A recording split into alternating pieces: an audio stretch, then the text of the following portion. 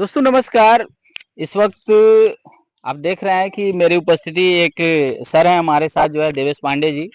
और सर से जानेंगे, सर एक्चुअली टीचर हैं, सर से जानेंगे ये जैसे बच्चों को हैंडल करते क्लास में ये पढ़ाते हैं तो क्या क्या समस्याएं बच्चों में ये ऑब्जर्व कर रहे हैं, देख रहे हैं कि बच्चे किन किन समस्याओं से किन किन चीज़ों से वो गुजर रहे हैं। कि पढ़ाई में उनका जो इंटरेस्ट है वो कम है तो कैसे उनका इंटरेस्ट सर बढ़ाते हैं, कैसे गाइड करते हैं, इन सब चीज़ों को लेकर के सर से जानेंगे।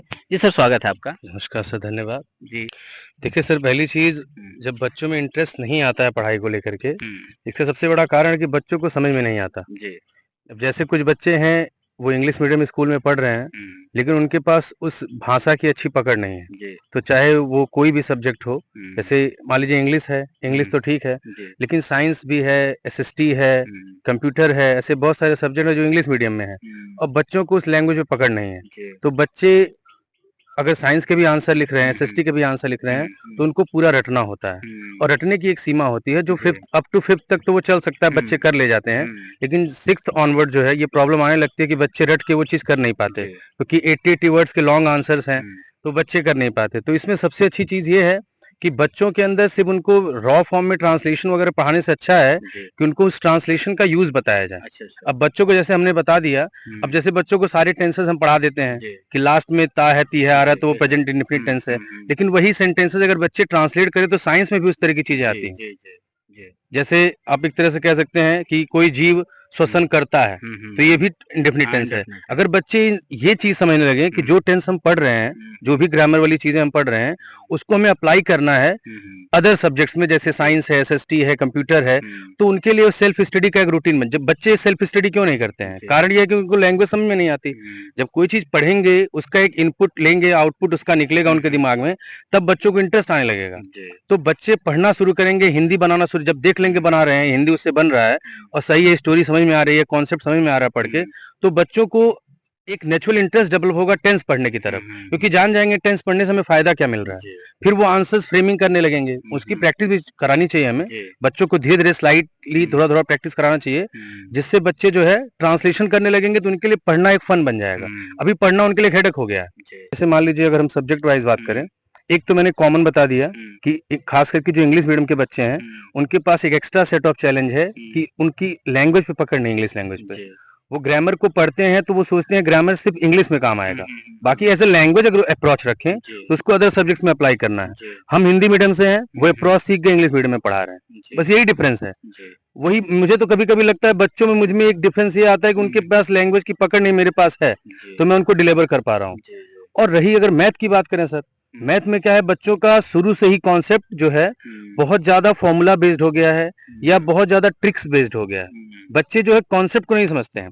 अब जैसे मान लीजिए 6 क्लास की, 7 क्लास की और जैसे 5th तक जो बच्चे पढ़ रहे हैं, वो तो बेसिक उनको चीजें आ जाती हैं, फैक्टर, मल्टीप्लिकेशन, डिवीजन, जो बेसिक ऑपरेशंस ऑफ मैथमेटिक्स है। उसके बाद जब बच्चे फेस करते हैं लैंग्वेज प्रॉब्लम, जो सब्जेक्टिव क्वेश्चंस है, वर्ड प्रॉब्लम है, वर्ड प्रॉब्लम में बच्चा जो है लैंग्वेज को नहीं समझता है, वो सिर्फ ये देखता है एडिशन का चैप्टर है और जहां लैंग्वेज में जो वर्ड प्रॉब्लम उसमें 2 नंबर दिए, उसको हमें जोड़ना, आंसर आ जाएगा। इस अप्रोच से बच्चे 5th तक तो चल जाते हैं, लेकिन जैसे हायर क्लास में जाते हैं वो अप्रोच काम नहीं करती, क्योंकि लैंग्वेज में ही ट्रिक छुपी हुई है क्वेश्चन की, उसमें कुछ ट्विस्ट होता है, बच्चे उसको पकड़ नहीं पाते। तो आंसर राइटिंग सही करें, ग्रामर पे पकड़ सही करें, उसको अप्लाई करें, वो सही हो जाएगा। उसके बाद क्या है, बच्चे फॉर्मूला बेस्ड ना रहे। यहाँ बच्चे फॉर्मूले पे 7th क्लास के, 8th क्लास के बच्चे प्रॉफिट लॉस परसेंटेज का क्वेश्चन बता रहे हैं, लेकिन अभी उनसे उनके घर में कहीं पे आसपास सोसाइटी में लोग उनसे क्वेश्चन रेज करते हैं कि इतने में कोई चीज का प्राइस है, उसका इतने का प्राइस क्या होगा, तो बच्चे, क्योंकि फॉर्मूला आप लिखित रूप पे लगाते हैं, लेकिन एक जब कॉन्सेप्ट बिल्डअप हो जाता है तो बच्चा डिस्कस करने लायक होगा। हम फॉर्मूले से पढ़ के कभी डिस्कस नहीं कर सकते 4 लोगों में। अगर आपको 4 लोगों के बीच में डिस्कशन करना है तो आपके पास कंसेप्चुअल पकड़ होनी चाहिए, तब आप कोई भी ट्विस्ट होगा, कोई ट्रिक होगा, तो उसको आराम से आप समझ जाएंगे।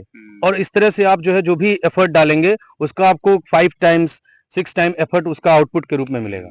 तो ये चीज है सर जी। अच्छा सर, जो मोबाइल को लेकर के आजकल बहुत सारे ये कहें कहीं ना कहीं बच्चे बहुत गिरफ्त में इसके आ रहे हैं। मोबाइल के जो एडिक्टेड बच्चे हैं उनको क्या आप सलाह देते हैं, उनके गार्जियन को क्या सलाह देते हैं आप? देखिए सर, मोबाइल, देखिए अगर साइंस के रूप से देखा जाए, अगर साइंस के हिसाब से तो बहुत अच्छी एक इन्वेंशन है मोबाइल। पहले हम दूर के लोगों से कनेक्ट नहीं हो पाते थे, कोई कनेक्टिविटी नहीं थी, आज बहुत अच्छी चीज है, वो एक पॉजिटिव चीज है। लेकिन हम क्या है कि अब हम उससे एडिक्टेड हो गए हैं, क्योंकि हम उससे चिपक गए हैं। हम ये नहीं समझ पा रहे हैं मोबाइल हमसे, हम मोबाइल से नहीं है। मोबाइल का एक वाइजली, कोई भी अच्छी चीज हो, अच्छी से अच्छी चीज हो, अगर आपको उसका ये नहीं पता उसको कब करना और कितना करना है, तो वो चीज आपके लिए घातक हो जाएगी। अब पूजा करना भी बहुत अच्छी चीज है, लेकिन अगर आप एक, मान लीजिए हम पेरेंट हैं, हम पूजा अच्छी चीज है, घर की सारी जिम्मेदारी छोड़ के सिर्फ पूजा करें, तो फिर वो पूजा भगवान उससे खुश नहीं होंगे। तो मोबाइल का हमें क्या करना है, मोबाइल को एक डिस्ट्रैक्शन के रूप में समझिए और उससे एक दूरी बनाइए। आपको पढ़ना है, आप पढ़िए, एक डेडिकेशन होना चाहिए। देखिए सर, क्या है ना, मोबाइल से आदमी इसलिए एडिक्टेड है क्योंकि उसकी लाइफ में मोबाइल से बड़ी कोई चीज नहीं है। अगर कोई बच्चा एक ऐसा लक्ष्य अपने जीवन में बना ले जो उसको लग जाए कि वो मोबाइल से बड़ी है उसके लिए, अभी उसके जीवन में वो मोबाइल से क्यों चिपका हुआ है, क्योंकि उसको सबसे ज्यादा सुख, सबसे ज्यादा जो सुकून है, वो मजा मोबाइल से मिल रहा है। जिस दिन उसको अपनी पढ़ाई में कुछ ऐसा मिल जाएगा, अपने जीवन में कोई ऐसा टारगेट मिल जाएगा, उसके बाद वो उससे खत्म हो जाएगा। क्योंकि यही चीज होती है, क्योंकि एक ऐसी चीज से आप जुड़ जाइए तो उससे बड़ी चीज लगने लगे। जैसे ये पढ़ते वक्त कुछ बच्चों को नींद आती है, क्योंकि उनके लिए नींद से बड़ी कोई चीज है ही नहीं। अगर आपके पास एग्जाम, बोर्ड एग्जाम में बच्चों को नींद नहीं आती है, पढ़ते हैं, क्योंकि उस समय उनको रियलाइजेशन हो जाता है कि बोर्ड एग्जाम इंपॉर्टेंट है। ऐसे जीवन में अगर वो कुछ पा जाए, एक चीज उनको मिल जाए, इस समाज की कोई एक समस्या बच्चा उठा ले कि मुझे उसका सोल्यूशन बन रहा है, तो फिर ये जितने भी डिस्ट्रैक्शन, हाँ, तो मेन फंडामेंटल चीज यही है सर कि बच्चे को मोबाइल चलाने से रोकने से अच्छा है उस पर जितना आप रोकेंगे बच्चा पागल हो जाएगा। अब जैसे हमारे दिमाग का नेचर ऐसा है कि अगर आप अपने दिमाग में एक थॉट ले लीजिए कि मुझे बंदर के बारे में नहीं सोचना है, तो आप देखेंगे अगले समय आप उस बंदर से घिरे रहेंगे। यानी कि मोबाइल के बारे में मना करके बच्चों को नहीं रोक सकते। बच्चे को जीवन में कुछ ऐसा प्रेरित करिए कि उसके जीवन में कुछ ऐसी चीज, एक ऐसा लक्ष्य बच्चा बना ले कि फिर उसके बाद मोबाइल के बारे में सोचे ही ना वो। तो सबसे अच्छा तरीका ये होगा। बाकी प्रेशराइज करके बच्चे इस एज में होते हैं वो और उसी नेगेटिव डायरेक्शन में चले जाते हैं। ये चीज है। सर बहुत बहुत धन्यवाद आपका। आप देख रहे थे कि सर जो है बच्चों से संबंधित बहुत ही इंपॉर्टेंट टॉपिक्स भी चर्चा हुआ।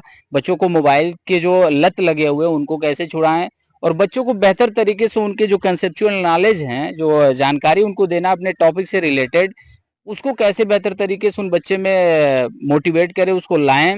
इन सब चीजों को लेकर के सर से बात हुआ। मिलते हैं फिर अगली खबर में, तब तक के लिए जय हिंद, जय भारत।